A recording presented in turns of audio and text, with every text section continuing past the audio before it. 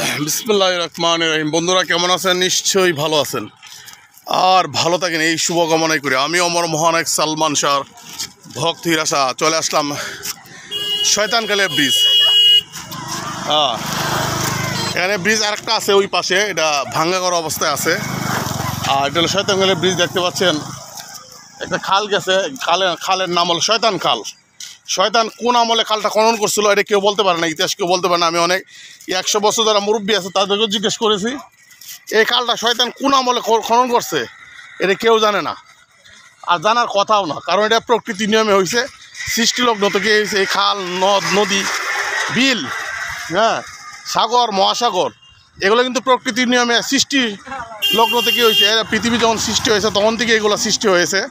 তো দেখতে পাচ্ছেন যে শয়তান খাল, এই খালটা কিন্তু কোন আমলে হয়েছিল এটা অনেক মুরব্বীদেরকে জিজ্ঞেস করেছি, এটা কেউ বলতে পারে না।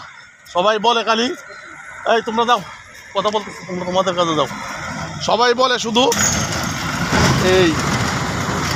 এই খালটা শয়তান খাল। শয়তান খাল কী কারণে শয়তান খাল?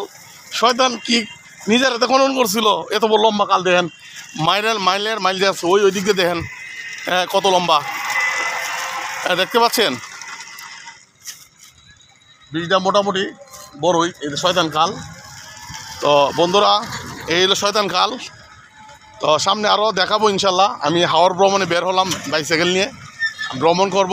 তো আপনাদেরকে এভাবে এক এক জায়গায় দৃশ্যগুলো আপনাদেরকে দেখানোর চেষ্টা করব। এখন দেখালাম শয়তান খাল, খালটা শুকিয়ে যাচ্ছে, দেখতে পাচ্ছেন। এটা বর্ষার মৌসুমে টয়টুম্বুর থাকে, পানিতে একদম ভরপুর থাকে। এই যে জমিগুলো আছে না, জমিগুলোতে পানি উঠে, এই খাল ভরে জমিগুলোতে পানি উঠে। তাহলে বর্ষার মৌসুমে এটা টয়টুম্বুর থেকে পানিতে, আর শীতকাল যখন আসে তখন কিন্তু শুকায় যায়।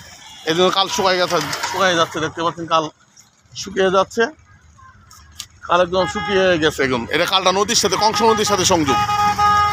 তো বন্ধুরা এই হলো শয়তান খাল থেকে আমি সালমান ভক্ত হিরাশা সামনে যাব হাওর অঞ্চলে, হাওর ভ্রমণ করব।